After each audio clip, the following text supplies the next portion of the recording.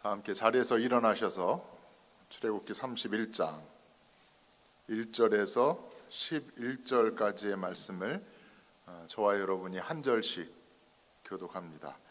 여호와께서 모세에게 말씀하여 이르시되 내가 유다 지파 훌의 손자여 우리의 아들인 브살레를 지명하여 부르고 하나님의 영을 그에게 충만하게 하여 지혜와 총명과 지식과 여러 가지 재주로 정교한 일을 연구하여 금과 은과 노수로 만들게 하며 보석을 깎아 물리며 여러 가지 기술로 나무를 새겨 만들게 하리라.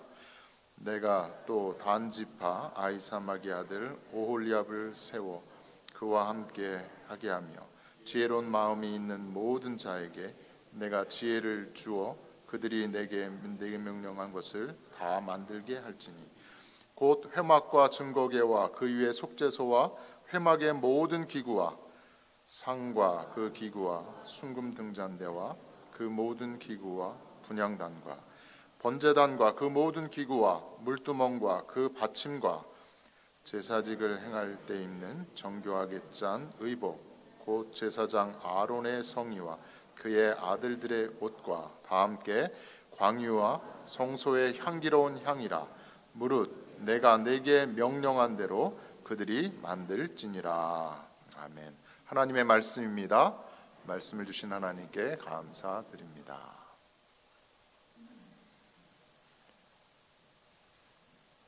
출애굽기 31장의 말씀입니다. 사명이라고 하는 제목의 말씀입니다. 사명. 오늘 본문의 말씀은 하나님께서 시내산 위에서 40일간 머물러 40주야를 머물러 있던 이 모세에게 성막을 만들라, 성막 건축을 명령을 하셨습니다. 그리고 제사장 직무에 관한 여러 가지 계시의 말씀을 시내산 위에서 들려주셨는데 25장부터 시작되는 그 단락의 마지막 부분에 해당되는 것입니다. 출애굽기 25장을 보면 하나님께서 모세에게 성막에 관하여서 몇 가지를 말씀을 해 주셨습니다. 성막을 만들려면은 재료가 필요하잖아요. 목재, 자재도 필요하고, 그래서 이스라엘 백성들에게 말하여서 성막 건축에 필요한 예물들을 가져오게 하라고 하시면서 여러 가지 예물의 종류를 알려주셨습니다. 금, 은, 놋, 청색, 자색, 홍색 실과 가는 배실, 그리고 염소털을 비롯하여서 여러 가지 가죽, 향료, 또 각종 보석 등을 기쁜 마음으로, 자원하는 마음으로 모세에게로 가져오도록 그렇게 말씀을 하셨습니다. 여러 가지 예물에 이어서 이렇게 말씀을 하셨습니다. 출애굽기 25장 8절과 9절에 있는 말씀인데요. 내가 그들 중에 거할 성소를 그들이 나를 위하여 짓되, 성막을 지으라고 하신 그 목적이 있는 거죠. 시내산 위에 계신 그 하나님께서 성막 한가운데로, 성소 한가운데로 내려오시겠다. 내가 거할 성소를 나를 위하여 짓되 무릇 내가 내게 보이는 모양대로 장막을 짓고 기구들도 그 모양을 따라 지을지니라. 성막을 만들라고 하시면서 하나님께서 모세에게 그 모양대로 그 모양을 보여주셨다라는 겁니다. 어떠한 모습으로 그 모세에게 보여주셨는지 모르겠지만 오늘 성경 출애굽기 25장에는 분명하게 그렇게 되어 있는 것입니다. 성막을 그 모양을 보여주시고 그 모양대로 지어라. 이어지는 말씀이 언약궤를 시작으로 해서 성막과 성막에 필요한 여러 가지 기구들을 알려주는 말씀이 25장 이후에 계속되어지는 말씀입니다. 오늘 우리가 읽은 출애굽기 31장 본문은 마지막으로 모세에게 보여주신 그 성막의 기구들, 하나님께서 성막을 건축하라고 하셨는데, 지으라고 하셨는데, 그럼 누가 그 성막을 만들어 갈 것인가, 누가 어떻게 만들 것인가를 알려주시는 내용이 오늘 본문의 말씀입니다. 두 사람의 이름이 나오지요. 하나는 브살렐이라고 하는 사람이고 다른 한 사람은 오홀리압이라고 하는 사람입니다. 이 두 사람에게 하나님께서 성막을 만들게 하십니다. 그리고 이 두 사람과 함께 지혜를 더하신 하나님께서 지혜를 더해 주신 여러 사람들이 함께 성막을 만들게 되는 것이지요. 부살렐과 오홀리압은 성막을 만들기 위해서 하나님의 특별하신 부르심을 받은 사람, 택함을 받은 사람들인 것입니다. 오늘은 저희가 교회 창립 10주년 감사 예배를 드리고 있습니다.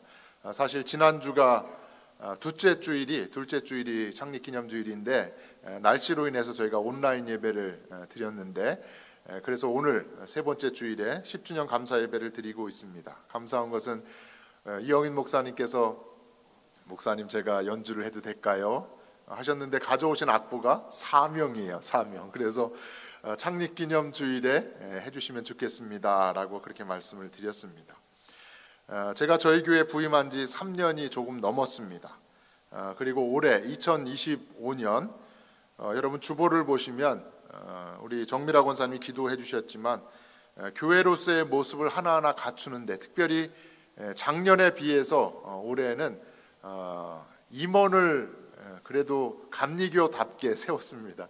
예전에는 작은 교회다 보니까 세울 분들이 충분하지 않았습니다. 그런데 올해는 하나님께서 그래도 평신도 대표에서 또 사역위원장 여러 분에 이르기까지 저희 교회가 하나하나 모습을 갖추어 가고 있는 과정이다라고 생각을 합니다. 창립 10주년을 감사하면서 오늘 본문에 나오는 성막의 건축에 주도적으로 참여한 이 부살렐과 오홀리압, 이 두 사람의 모습을 살펴보면서 우리를 부르신 하나님, 교회를 섬기도록 우리를 들어 쓰시는 하나님, 과연 우리가 어떻게 주어진 사명을 잘 감당할 것인가, 오늘 이 말씀을 통해서 함께 생각을 해보고자 합니다. 부살렐과 오홀리압에게 매우 특별한 한 가지를 오늘 본문을 통해서 발견할 수 있는데요, 2절에 있는 말씀, 하나님께서 부살렐을 지명하여 불렀다라고 하는 말씀이 있습니다. 뒤에 35장 30절에도 동일하게 반복되는데 부살렐을 지명하여 부르셨다. 출애굽한 이스라엘 많은 사람들이 있었는데 그 중에 특별히 부살렐을 부르셔서 쓰실 사람으로 세우셨다라는 거죠. 또 하나의 말씀은 35장 34절을 보면 오홀리압을 감동시키셨다라고 하는 말씀도 있어요. 지명하여 부살렐을 부르신 하나님, 부살렐만이 아니죠. 또 하나의 감동시킨 하나님의 사람 오홀리압을 또한 부르신 것입니다. 택하여 부르신 부살렐과 오홀리압. 그리고 3절의 말씀을 보면 이러한 말씀이 있습니다. 우리 함께 읽겠습니다. 부살렐에게 하나님의 영을 채워주어 지혜와 총명과 지식과 온갖 기술을 갖추게 하겠다. 내가 이 두 사람을 부를 텐데 이 부살렐과 오홀리압에게 내가 지혜와 총명과 지식 그리고 온갖 기술을 갖추어 일을 하도록 하겠다라고 하나님께서 말씀하셨습니다. 성막을 만드는 특별한 사명을 위해서 하나님께서 두 사람을 부르신 후에 그들에게 하나님의 영, 성령을 충만하게 부어주신 것입니다. 구약 성경을 보면 하나님의 특별한 사명을 맡은 사람들이 있습니다. 제사장이 그 중에 한 부류고 또 하나는 선지자, 그리고 마지막 왕입니다. 구약 성경을 보면 이들에게 하나님은 특별한 한 가지를 행하셨는데 그것은 곧 택함받은 이들의 머리에 기름을 붓는 것입니다. 그 머리에 제사장으로 택함받은 사람, 선지자로 왕으로 부름받은 사람에게 그 머리에 기름을 부어 세웠다라는 것입니다. 출애굽기 30장 30절의 말씀에 보면 너는 아론과 그 아들들에게 기름을 발라 그들을 거룩하게 하고 그들로 내게 제사장 직분을 행하게 하라. 아론에게 그리고 아론의 자손들에게 제사장 직분을 감당하도록 기름을 발라 거룩하게 구별하였다라는 것입니다. 열왕기상 19장 16절을 보면 선지자 엘리야가 엘리사의 머리에 기름을 부어서 나의 뒤를 이을 선지자로서 엘리사를 세우겠다라고 하는 말씀이 열왕기상 19장 16절에도 나와요. 제사장뿐만 아니라 부름받은 선지자도 기름 부어 주어진 사명을 잘 감당하도록 세움을 받았다라는 겁니다. 마지막으로 왕의 경우에는 사무엘상 10장 1절의 말씀을 보면 사무엘이 기름병을 가져다가 이스라엘의 첫 번째 왕 사울의 머리에 기름을 붓고 입맞추어서 이스라엘의 초대 왕으로 세우는 이야기가 나옵니다.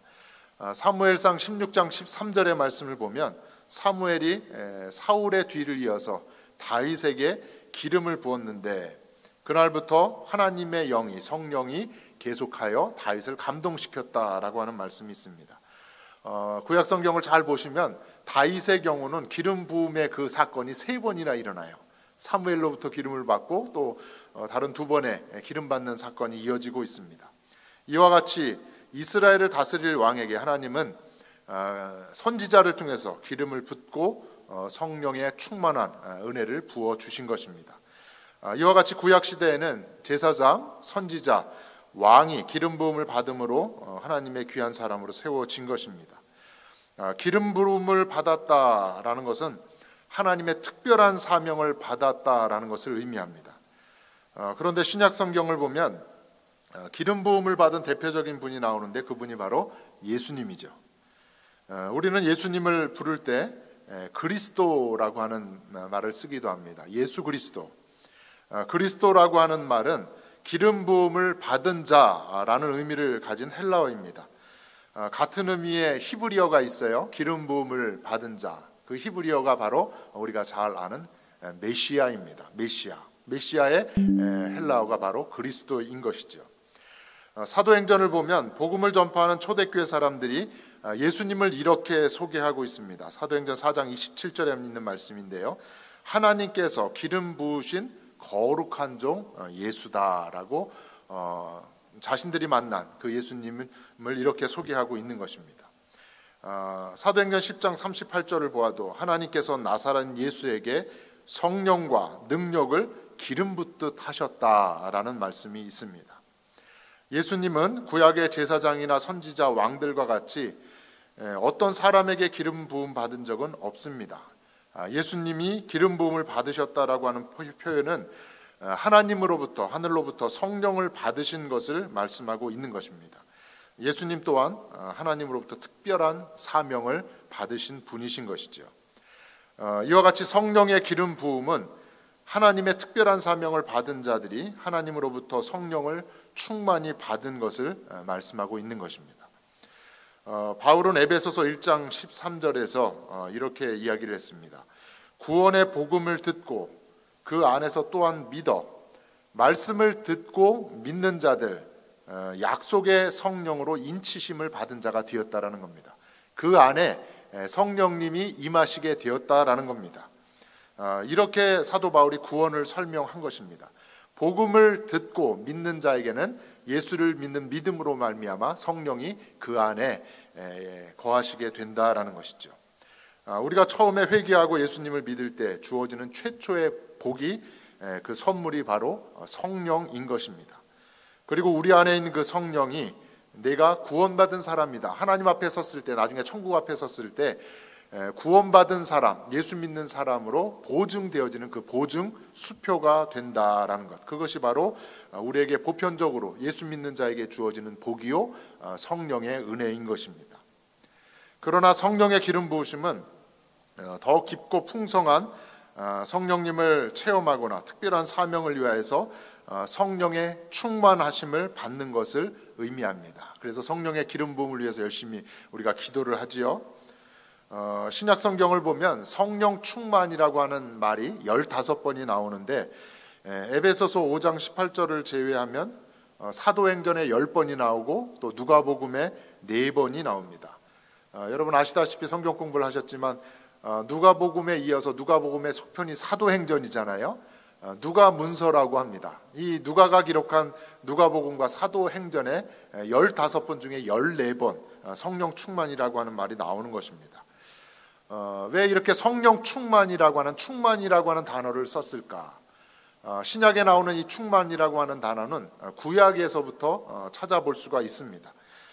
출애굽 여정 중에 하나님께서 성막을 만들라고 하셨지요. 이스라엘의 그 진영 한가운데 성소 그 성막이 있는데 성막에 하나님의 임재를 상징하는 구름이 가득했습니다. 하나님의 영광의 구름이 낮에는 구름 기둥으로 밤에는 불 기둥으로 인도하시는데 그 영광의 구름이 성막에서 떠오르면 이동하라는 사인이고 또 내려앉으면 진을 치라고 텐트를 치라고 하는 사인이었던 것이지요. 하나님의 임재를 상징하는 구름이 그 성막에 어떠했다? 가득했다라는 겁니다. 이것이 바로 충만의 시작인 것입니다. 성막의 구름은 하나님의 영광이 충만함을 알려주는 것입니다. 이와 같이 성령의 충만함이란 하나님이 그 사람 가운데 함께 하신다라는 것을 증거하는 것입니다. 그것이 바로 신약 성경에서 누가가 강조했던 성령 충만의 모습인 거죠. 그래서 성령 충만한 사람은 매일의 삶 가운데 하는 행동이나 또 하는 말이나 하는 일, 그 모든 것이 성령에 의해서 지배되고 성령의 인도하심을 따라서 성령이 행하라고 지시하는 대로 살아간다라는 것이지요. 한국의 한 목사님이 성령 충만에 대해서 이런 말씀을 하셨습니다.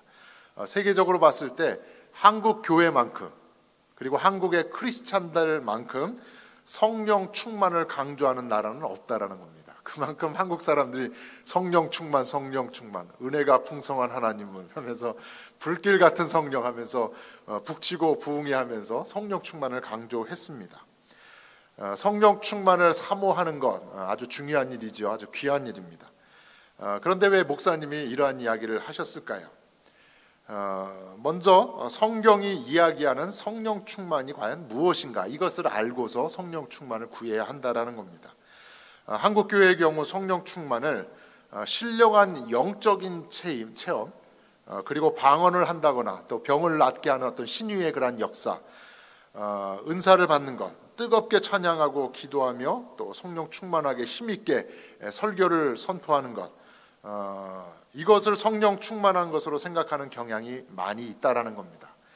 한국의 교회와 그리스도인들은 너무 한쪽으로만 치우쳐져 있다라는 것이죠. 그래서 이 목사님이 한국 교회는 지나치게 성령 충만을 강조한다라고 이야기를 한 것입니다. 그런데 사도 바울은 에베소서 5장 18절에서 이렇게 이야기를 합니다. 우리 함께 읽겠습니다. 술 취하지 말라. 이는 방탕한 것이니 오직 성령으로 충만함을 받으라. 신약 성경의 15번의 말씀 중에 이 말씀이 바울 서신에 나오는 성령 충만의 말씀입니다. 술 취하지 말라. 이는 방탕한 것이니 오직 성령으로 충만함을 받으라. 성령의 충만함을 그냥 이야기하면 되는데 왜 사도 바울이 거기에 술 취하지 말라라고 술 취함에 대해서 이야기를 했을까요? 생각해 보세요. 술에 취하면 술의 영향 때문에 술의 지배를 받지요. 내 몸을 가누질 못해요. 말도 막 함부로 나오고 술에 의해서 지배를 받게 되는 것처럼 성령으로 충만하면 무엇의 지배를 받아요? 성령의 지배를 받는다라는 겁니다. 성령의 영향 아래 살아가게 된다라는 겁니다. 그래서 오늘 사도 바울은 술 취하지 말라. 오직 성령으로 충만함을 받으라라고 이야기하고 있는 것입니다. 성령의 기름 부으심, 특별한 사명을 맡은 사람에게 주어지는 성령 충만함의 특별한 은혜인 것입니다. 성령의 기름 부으심을 받은 특별한 하나님의 사람이 바로 오늘 본문에 나오는 브살렐과 오홀리압이라고 하는 사람인 것이지요. 하나님께서 브살렐을 지명하여 부르신 후에 하나님의 영을 충만하게 하여서 지혜와 총명과 지식과 여러 가지 재주로 성막을 만들게 하신 것입니다. 하나님의 영으로 충만케 된 사람들 세 가지. 하나는 뭐예요? 지혜이지요. 하나님의 가르침을 수행하는 데 필요한 것을 이해하는 은사입니다. 날 잘 이해가 안 돼. 이걸 어떻게 해야 될지 잘 모르겠어. 그런데 지혜로운 사람은 그 방법을 알잖아요. 우리 주변에도 보면 권사님들 중에도 참 지혜로운 분들이 많이 계세요. 오늘 아침에 식사를 하면서 제 아내와 함께 우리 교회에 가장 지혜로운 분이 있다고 하면 어떤 분이 있을까라고 하면서 이 권사님이 참 지혜로우셔. 어떤 권사님이 지혜로우셔. 해결할 수 없는데 지혜를 발휘해서 해결하는 하나님이 주시는 선물이라는 거지요. 두 번째는 총명입니다. 어려운 일들이 있어요. 복잡한 일들이 있어서 문제가 발생했는데 그 문제를 잘 해결하는 것이 총명입니다. 총명한 사람들이 문제를 캐치해가지고 바로바로 해결할 수 있는 그 재능을 가진 사람들이죠.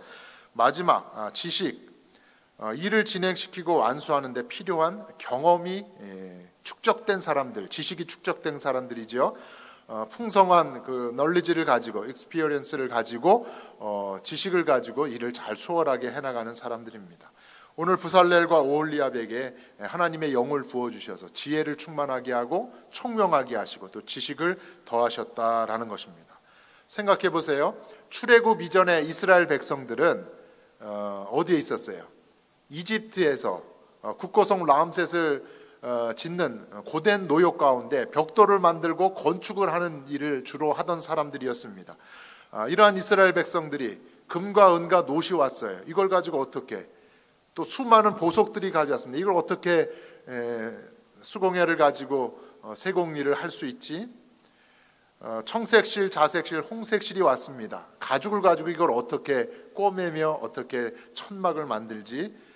그러나 하나님께서 벽돌을 만들던 사람들, 고된 노동을 하던 사람들에게 하나님의 영을 부어주셔서 지혜와 총명과 지식을 주셔서 여러 가지 일을 하게 하셨다라는 겁니다. 저희들도 마찬가지입니다. 제가 과연 목사를 할 만한 사람인가? 내가 과연 장로로서의 자격이 있는 사람인가? 예배위원회에서 오늘 설교에 이어서 이제 성찬을 하게 될 테인데, 목사님 제가 어떻게 성찬 준비를 어떻게 할지 아무것도 몰라요. 잘하고 계시잖아요, 그죠? 유튜브 동영상 라이브 스트림을 제공해야 되는데 저희가 작년 재작년까지만 해도 엄두를 내지 못했습니다. 왜냐하면 뒤에서 카메라를 워킹해야 될 그런 능력을 가진 분이 있어야 되는데 마땅한 분이 없었어요. 우리 이혜자 장로님에게 카메라를 좀 잡아보실래? 이럴 수도 없는 거고. 그런데 하나님께서 부족한 저희들이지만 배워서 일을 할 수 있도록 그렇게 준비시켜 주셨다라는 겁니다. 임원회장으로서 제가 임원회를 어떻게 이끌어 가야 됩니까? 평신도 대표에 하는 일은 무엇입니까? 잘 모르겠습니다. 그렇지만 하나님께서는 저희들을 불러 세우셨다라는 겁니다. 하나님의 영을 저희들에게 부어 주셔서 지혜로 또한 총명으로 지식을 주셔서 저와 여러분이 주어진 사명을 잘 감당할 수 있도록 하게 하실 줄로 믿습니다. 하나님께서 성막을 만드는 특별한 사명, 오늘 부살렐과 오홀리압에게 주신 것 같이 오늘 이 시대 저와 여러분을 부르시고 특별한 사명을 주신 줄로 믿습니다. 사랑하는 성도 여러분, 저와 여러분도 부살렐과 오홀리압과 같이 성령의 충만함을 통하여서 지혜와 총명과 지식으로 우리에게 주어진 여러 가지 사명을 잘 감당하여서 하나님의 영광을 드러낼 수 있는 우리 모두가 되어지기를 주의 이름으로 간절히 축원합니다.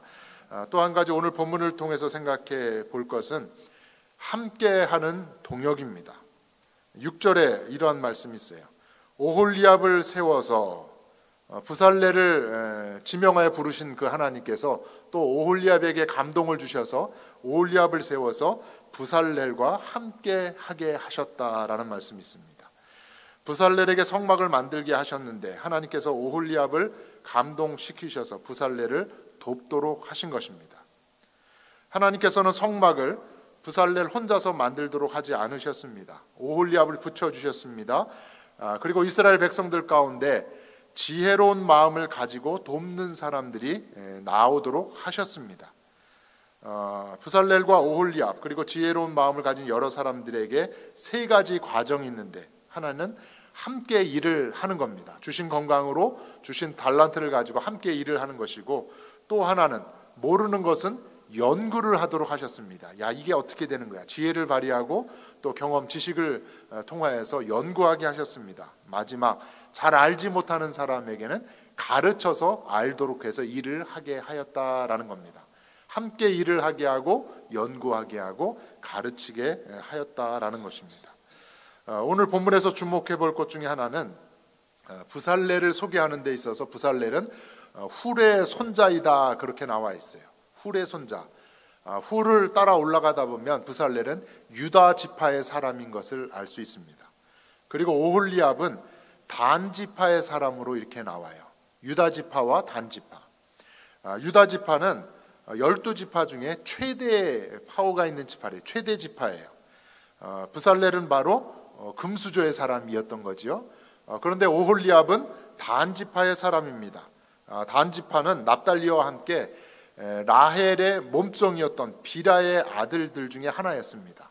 다시 말하면 가장 작고 미약한 지파가 단지파였어요. 그래서 땅을 분배하는 데 있어서 단지파는 저 멀리 북쪽에 작은 곳에 왜소한 지역을 그렇게 차지하게 되었지요. 하나님은 큰 지파의 사람이나 작은 지파의 사람을 차별하지 않으셨다라는 겁니다. 그래서 유다 지파의 부살레를 그리고 작고 미약한 단지파의 오홀리압을 부르셔서 함께 일하도록 한 것이지요. 좋은 집안의 사람, 스펙이 좋은 사람, 능력이 뛰어난 사람만 택하신 것이 아니라는 것이죠. 하나님은 뛰어난 사람이든 부족한 사람이든 모두가 합력하여 선을 이루어 가도록 함께 일하도록 그렇게 하셨다라는 겁니다. 출애굽기 35장 25절과 26절을 보면 이러한 말씀이 있어요. 마음이 슬기로운 모든 여인은 손수 실을 빼고 그 뺀 청색, 자색, 홍색 실과 가는 배실을 가져왔으며 마음의 감동을 받아 슬기로운 모든 여인은 염소털로 실을 뽑았다라고 하는 말씀이 있어요. 다시 말하면 재료를 가져오고 성막을 만드는 일에 누구도 함께 했어요? 여인들도, 여자들도 함께 했다라는 겁니다. 제가 무엇을 할 수 있을까요? 하지만 하나님께서는 이 여인들조차도 실을 뽑는 일, 바느질하는 일, 그런 일에도 함께 할 수 있도록 하셨다라는 겁니다. 한편 역대하 2장을 보면, 역대하 2장은 뒤에 있는 말씀이잖아요. 솔로몬이 예루살렘 성전을 건축하는 이야기가 나옵니다. 예루살렘 성전은 솔로몬이 다윗 때 하지 못한 것을 솔로몬이 짓게 되었는데, 솔로몬뿐만 아니라 이방 나라 사람인 두롯 사람 히람이라고 하는 사람과 함께 협력하여 성전을 지었습니다. 생각해 보세요. 솔로몬은 어느 지파의 사람이었을까요? 유다 지파의 사람이었습니다. 부살렐처럼 성막을 만드는데 주도적인 역할을 한 부살렐이 유다 지파인 것처럼 성전을 건축하는 데 있어서 솔로몬을, 유다 지파의 사람 솔로몬을 들어 쓰셨습니다. 그런데 함께 일하는 두롯 사람 히람이 있는데 이방인의 사람이잖아요. 그런데 성경을 보면 이 히람의 어머니는 단지파의 사람이었다. 이방 사람, 두롯 사람과 단지파의 여인이 결혼을 해서 낳은 아들이 히람이었다라는 겁니다. 다시 말하면 예루살렘 성전 건축을 하는 데 있어서도 솔로몬만을 통해서 한 것이 아니라 이방 사람, 하지만 단지파의 피가 흐르는 히람을 통해서 함께 예루살렘 성전을 건축했다라는 것입니다. 고린도전서 3장 9절과 10절에 이러한 말씀이 있습니다. 우리는 하나님의 동역자들이요 너희는 하나님의 밭이요 하나님의 집이니라. 내게 주신 하나님의 은혜를 따라 내가 지혜로운 건축자와 같이 터를 닦아두매 다른 이가 그 위에 세우나 그러나 각각 어떻게 그 위에 세울까를 조심할지니라. 바울에게도 함께 하나님의 밭을 일구고 또 하나님의 집을 함께 지어가는 동역자들, 수많은 바울의 동역자들이 있었다라는 겁니다. 앞서 말씀을 드렸지만 2025년 올해 하나님께서 우리에게 교회를 섬길 임원을 세워주셨습니다. 임원으로 부르심을 받은 분들, 제가 작년 11월과 12월에 기도하면서 어느 분이 임원을 회장을 하시면 좋을까, 어떤 분이 예배위원장을 하시면 좋을까, 또 올해는 셀 사역의 활성화를 위해서 셀처치 아주 중요한 우리 사역인데 셀처치 위원장은 어떤 분이 맡으시면 좋을까 기도하는 중에 하나님께서 말씀하신 또 여러 분들과 이야기 나눈 분에게 연락을 드려서 임원을 부탁을 드렸습니다. 전화를 받으신 분들, 부르심 받은 분들이 순종하였기 때문에 2025년을 힘있게 출발할 수 있게 되었습니다. 능력이 뛰어나고 스펙이 좋아서 임원이 된 것이 아니지요. 부족하지만 서로 협력하여서 주어진 사명을 잘 감당하라는 하나님의 뜻이 있는 줄로 믿습니다. 말씀을 정리하려고 합니다. 오늘 본문에서 하나님께서 부살렐과 오홀리압을 지명하여 부르시고 또 성령을 부어 주셔서 맡겨진 사명을 잘 감당하게 하신 것처럼 오늘 창립 10주년 감사 예배를 드리는 저와 여러분, 또 부름받은 임원 여러분들, 하나님께서 저희들을 부르신 줄로 믿습니다. 또 성령의 충만하신 은혜로 우리 가운데 함께해 주시는 줄로 믿습니다. 오늘 부살렐과 오홀리압을 통하여서 성막을 만들게 하신 하나님, 그리고 솔로몬과 히람을 통하여서 예루살렘 성전을 건축하게 하신 하나님, 그 하나님께서 오늘 이 시대 저와 여러분을 부르시고 존스크릭 한인 연합감리교회를 위하여서 함께 일하도록 하신 줄로 믿습니다. 올 한 해 성령 충만한 능력으로 우리에게 주어진 사명을 잘 감당해서 우리 교회를 든든히 세워가고 또한 여러분 가정을 든든히 세워가서 하나님의 영광을 드러낼 수 있는 우리 모두가 되어지기를 주의 이름으로 간절히 축원합니다.